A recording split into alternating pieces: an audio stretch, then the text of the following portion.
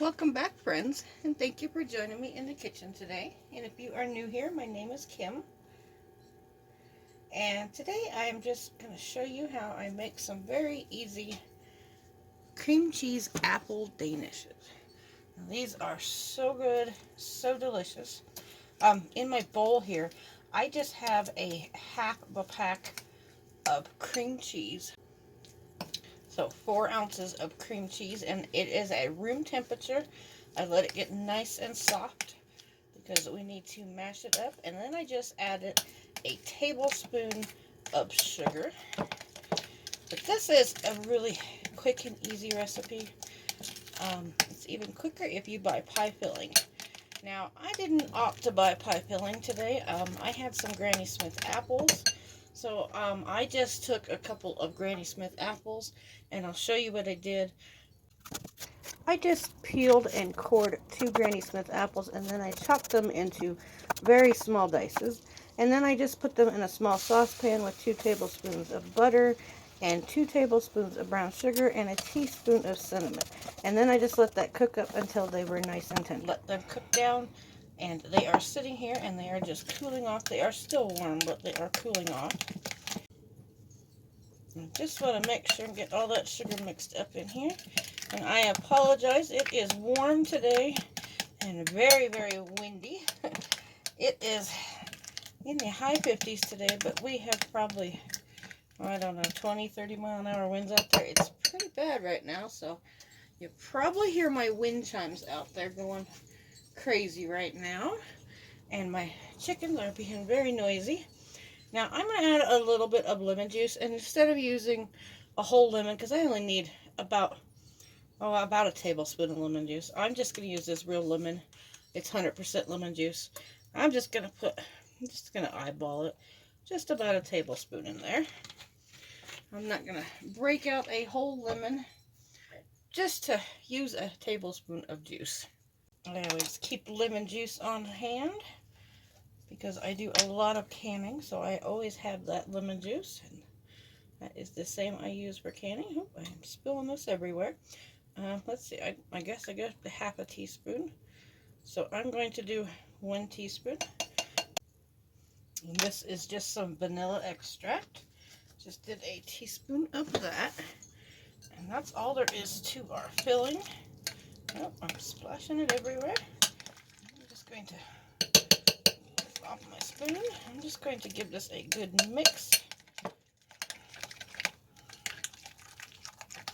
Like I said, you definitely need that cream cheese nice and soft at room temperature. If you don't have it at room temperature, you can pop it in your microwave for about 30 seconds. It should soften it up.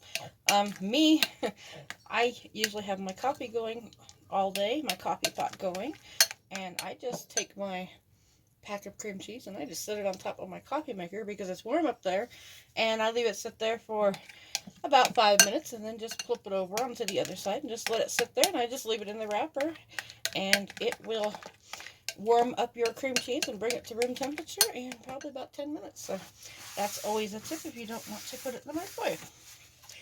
Okay, so today I am making these out of crescent rolls. Now, this is just a Pillsbury crescent roll. Now, this is the dough sheets. You can use the dough sheets, or you can use just the crescent rolls if you cannot find the dough sheets. Because I know sometimes it is hard to find those dough sheets. And I don't know about you, but this is probably the worst part about using crescent rolls. I love to use these. You can use them for so many different things. They have a wonderful flavor, but they scare the heck out of me to open them. Really, I smack mine on the edge of the counter, but they always scare me because you never know when it's going to open up on you. And just a tip with these, many years ago, I had a roll of crescent rolls, and I had it sitting on the top of my oven. Wasn't going to use it yet, so I had just set it there. Well, I forgot I had my oven on, and the container got really warm apparently, and it swelled in the container and it blew up, and I think it was biscuits. but same thing. But it was biscuits, and it blew up all over my kitchen. I had biscuits all over the walls, all over the stove. So never put them on a warm stove top. I am just going to cut these into small pieces. I'm going to cut this in 8s. And then I'm going to cut, well, I'm going to cut it in half to start with. And then I'm going to cut each one of these in half again. Don't press down. Just kind of be gentle with your knife and use a sawing motion. But like I said, you can use this as the crescent roll sheet, but you can also use the regular crescent rolls. And then I'm going to take each one of these, and I'm going to cut those in half. Nope. I should have left these in the fridge. Just leave these in the fridge until the last minute when you go to use them. I've had them sitting out for about 10 minutes, and they are starting to get really warm. So there we go. Now this is going to make 8 crescent rolls today. I did cook up 2 Granny Smith apples. This recipe, you probably actually only need 1. We're not going to need all of that, which is fine. I have another pack of crescents in my refrigerator. I can always make another batch of them up tomorrow or in a couple of days when we run out of these. And these are great. You can make them up, bake them, and then you can toss them in a Ziploc or any kind of freezer container, and you can toss them in your freezer, and they'll be good for, oh, I'd say at least probably about 3 months in your freezer. And then you can just pull them out and use them whenever you want. Just pull them out, defrost them, and they are ready to go. So I am going to, I'm using my my air fryer today. It's an all-in-one air fryer, kind of like convection oven. It's got dehydrator, it's got everything on it. I'm just going to use it today, so I just have my pan here, and I just put some parchment paper on there so these do not stick.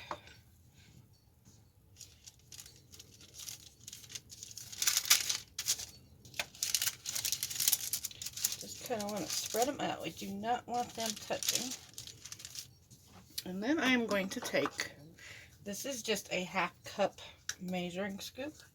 You can use anything you have. You can use the back of a glass or anything. I am just going to push down on these, and it will stick just a little bit, but it comes right off. I'm just going to flatten these out. These will be a little bit bigger when they come out because they are going to rise in the oven. And I have my oven preheating to 375. But these are so quick and these are so easy. Now, if you don't want to use apples, you can buy any kind of pie filling you want.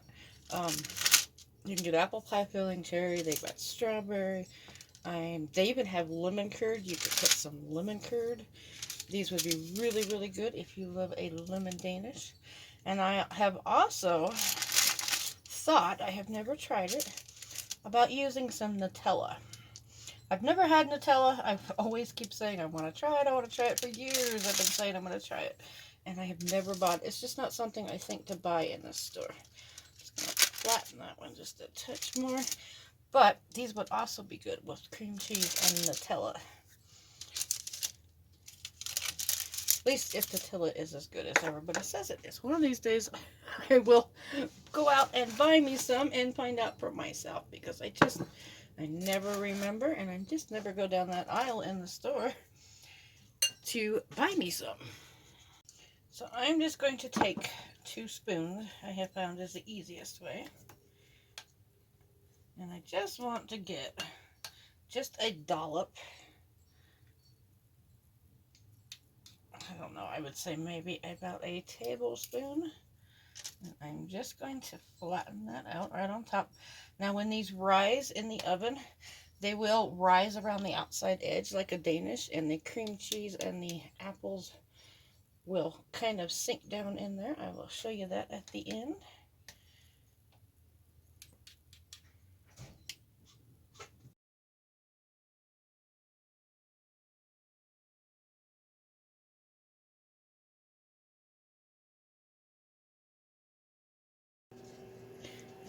am going to do exactly the same thing with the apples. And like I said, I cooked way too many apples, so I will have to make up a second batch. And these are a little harder to do without them going everywhere. Trick to keeping the apples on is just push them down in the cream cheese, and we're just going to do about half, maybe about a half a tablespoon of these. Now if you use the canned apple pie filling from the store, you will have to chop up your apples, because obviously one apple piece that is in the can is probably the size of these whole Danishes are. So I'm just going to, you can use any kind of apples. I just kind of like the tartness of the Granny Smith, but these would be really good with some cherry pie filling. I am a cherry pie lover. And lemon curd would be really good. And like I said, if you have Nutella, try it with Nutella. And if you try it with Nutella, let me know how it turns out, because if it is very good, maybe that will give me an excuse to go to the store and go get me some Nutella. I'll have to put that on my list. And you can do them with just the cream cheese if you want to. You do not have to put any fruit at all on here if you don't want. But these are just a quick throw together, and they are so delicious. So easy to make, especially if it's like a Sunday morning or something. You could just pop these together real fast, and they don't take long to bake at all. I'm getting them everywhere. Definitely only needed one apple, so if you're gonna do this, just do an apple and probably about a tablespoon of brown sugar, and maybe just a tablespoon of butter to cook them in. Just cut everything in half. Okay, that's about all I can get on there. Put the rest of this on this one. And now, I just have about 2 tablespoons, about 1.5 tablespoons of just some melted butter. I just put this in the microwave for about 45 seconds, and I'm just going to brush this just around that outside edge. And we'll give it some nice color and give it some nice flavor too. And that buttery crescent flavor. Yep. And there is my air fryer telling me that is come to temperature. Now, like I said, I had that preheating to 375, and I'm going to put these in there, and you're going to cook them just until the bottoms are brown, just like you would cook a crescent roll. They usually take, on mine I'm using the convection oven setting, so it cooks just a touch faster, but I would check them at 10 minutes and see if they are done. I would say between 10 and 15 minutes, probably 12 to 15 minutes would be my guess. I haven't made these in a while, so I'm guessing 12 to 15 minutes at 375. So I'm going to pop these in the oven, and then I will show you what these look like.